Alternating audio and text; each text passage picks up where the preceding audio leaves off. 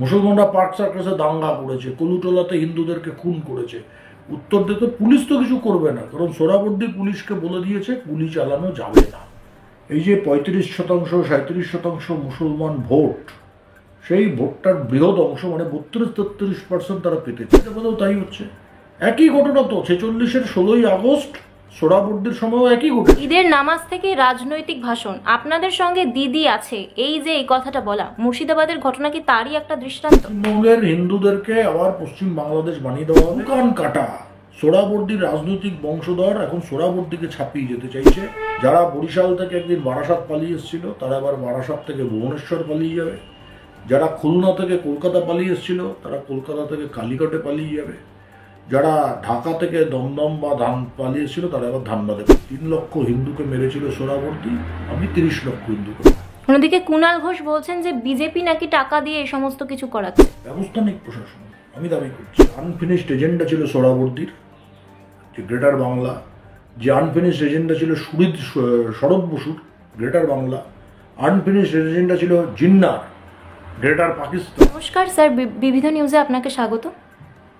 মুর্শিদাবাদে যে ভয়ঙ্কর পরিস্থিতি আমরা দেখতে পাচ্ছি, মুসলমান সম্প্রদায়ের যে দুষ্কৃতীরা মানুষকে বোঝায় যে জান্নাতে যেতে গেলে নাকি হাতে অস্ত্র ধরতে হবে, তাদের জন্যই কি আজকে এই পরিস্থিতি আমরা দেখতে পাচ্ছি?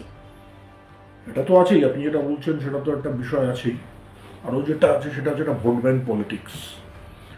হিন্দুদেরকে ওখান থেকে তাড়িয়ে দিলে জমি দখল হবে, একটা মাইনরিটি সম্প্রদায়, তারা ওখানে মেজরিটি, মুর্শিদাবাদ এমনিতেই মেজরিটি, এখন প্রায় 80-85%। আগে যেটা 55-60 ছিল, সেটা এখন 80-85। আর রাজ্য যে সরকার আছে, তারা ভোট ব্যাংক পলিটিক্সের কারণে এই যে 35% 37% মুসলমান ভোট, সেই ভোটটার বৃহৎ অংশ মানে 32-33% তারা পেতে চায়। তাদের ইলেকশনের অঙ্ক খুব সহজ, 32-33% মুসলমান ভোট আর 12-15% হিন্দুদের ভোট ভাতা প্রভৃতি দিয়ে তারা পেতে চায়। তাহলে 47-48% ভোট হয়ে যাবে, ওরা জিতে যাবে।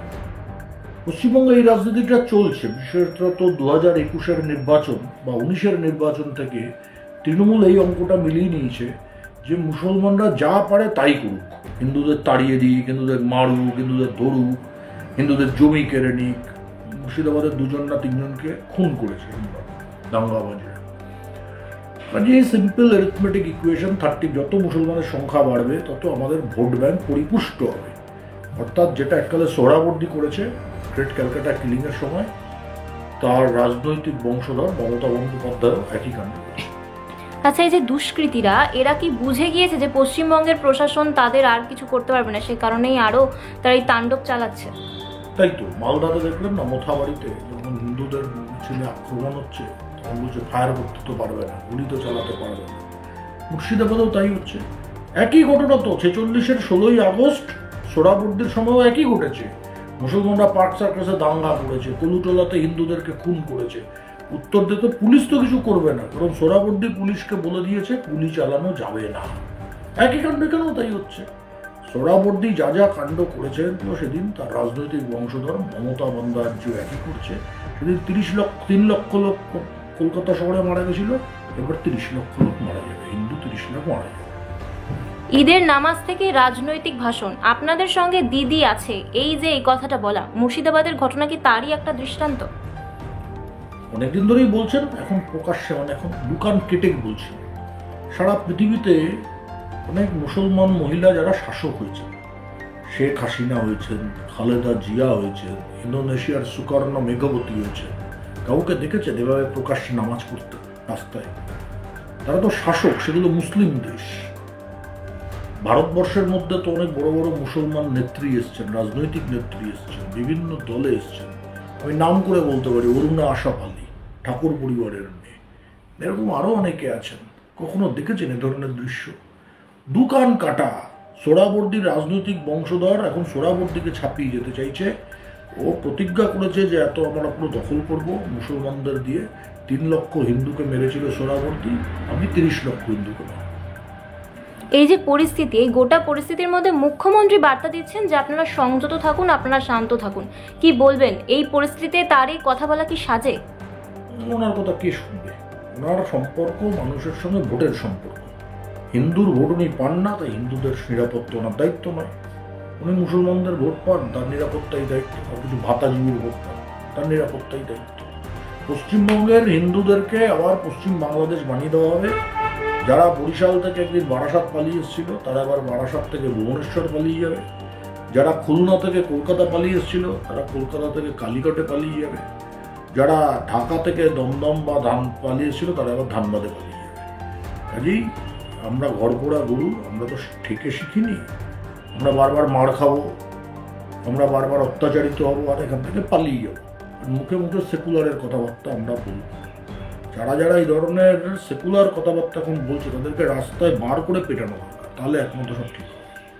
অন্যদিকে কুণাল ঘোষ বলছেন যে বিজেপি নাকি টাকা দিয়ে এই সমস্ত কিছু করাচ্ছে। বিজেপির নেতাদের দরুক না, সরকার তো ওনাদের হাতে। যারা টাকা দিয়ে সব করাচ্ছে, কে করাচ্ছে করুক, আমাদের কোনো আপত্তি নেই। যদি কেউ দেখা যায় বিজেপির কোনো নেতা করাচ্ছে, ব্যবস্থা নিক প্রশাসন, আমি দাবি করছি। ইমাম মুয়াজ্জেমরা যেভাবে মুসলমান সম্প্রদায়ের মানুষজনকে গেরুয়া রঙের প্রতি ঘৃণা তৈরি করার চেষ্টা করছে, তার ফল ঠিক কতটা ভয়ঙ্কর হতে পারে? ওরা তো করবেই। এটা তো সোজা ভাষায় ফিলোসফিক্যাল চিন্তাভাবনা আছে এরকম, যে করতে হবে। সমস্যাটা হচ্ছে সরকার এটাকে অ্যালাউ করছে। উত্তরপ্রদেশে করতে পারে এরকম দাঙ্গা, পিটিয়ে তক্তা বানিয়ে দেবে। মহারাষ্ট্রে করতে পারবে, একদিন করবে, দ্বিতীয় দিন বেরোতে পারবে দাঙ্গাবাজরা, পালিয়ে যাবে ওখান থেকে। বিজেপি শাসিত কোনো রাজ্যে এরকম ফ্রি দাঙ্গা হতে পারে? কেউ করতে দেবে না, কারণ সেখানে ল অফ দ্য ল্যান্ড আছে। এখানে কোনো আইনের শাসনই নেই। কীভাবে একটা দোকান লুট করলো, বোধহয় স্মার্ট বাজার না কি আছে একটা, দেখলাম স্মার্ট পয়েন্ট না স্মার্ট বাজার। ভারতবর্ষের কোথাও এরকম হয়? একমাত্র বাংলাদেশে হয়। আপনি যা যা ঘটনা মুর্শিদাবাদে ঘটেছে, তাই যশোরে হয়েছে, তাই খুলনাতে হয়েছে, তাই দুদিন আগে ঢাকাতে হয়েছে। এই গ্রেটার বাংলাদেশ বানানোর পরিকল্পনা এগুলো। হিন্দুদের ওখান থেকে তাড়িয়ে দাও, করে চিকেন নেক সহ পুরো বাংলাটাকে দখল করে দাও, অন্তত বাংলার পূর্ব প্রান্তটা। যে আনফিনিশড এজেন্ডা ছিল সোহরাওয়ার্দীর, যে গ্রেটার বাংলা, যে আনফিনিশড এজেন্ডা ছিল শরৎ বসুর গ্রেটার বাংলা, আনফিনিশড এজেন্ডা ছিল জিন্নার গ্রেটার পাকিস্তান, সেইটারই এখন একটা এক্সটেনশন এখানে দেখছেন। এবং মমতা বন্দ্যোপাধ্যায় সোহরাওয়ার্দীর বংশধরের মতো, রাজনৈতিক বংশধরের মতো সমর্থন করছে। কলকাতাকে লন্ডন বানানো হবে বলেছিলেন মমতা বন্দ্যোপাধ্যায়। এবার তো কলকাতা ঢাকা হয়ে যাচ্ছে বলে মনে হচ্ছে। ঢাকা তো বটেই, অত অনেকদিন আগে হয়েই গেছে। এ আরো খারাপ জায়গায় যাবে কলকাতা। আপনি দেখুন না, আপনি রাজাবাজারে যান, আপনি পার্ক সার্কাসে যান, আপনি মৌলালিতে যান, সেদিন একটা বাসে একজন একটা গেরুয়া পতাকা লাগিয়েছে, সেটা খুলিয়ে দিয়েছে। যত দিন যাবে সমস্যা বাড়বে, কারণ ভোট ব্যাংক পলিটিক্স। আমাকে 35 ভোট, এটা 40 হতে দেবো, 40 আমি পেয়ে যাবো, আর ভাতাজীবিত কিছু আছে 4-5% পেয়ে যাবো, আমি সরকার বলব। এই যে মানসিকতা, এই কারণে হবে। সোহরাওয়ার্দীর রাস্তায় উনি চলেছেন, সোহরাওয়ার্দীর যে পথ দেখিয়েছিল মমতা ব্যানার্জি, সেই পথ অবলম্বন।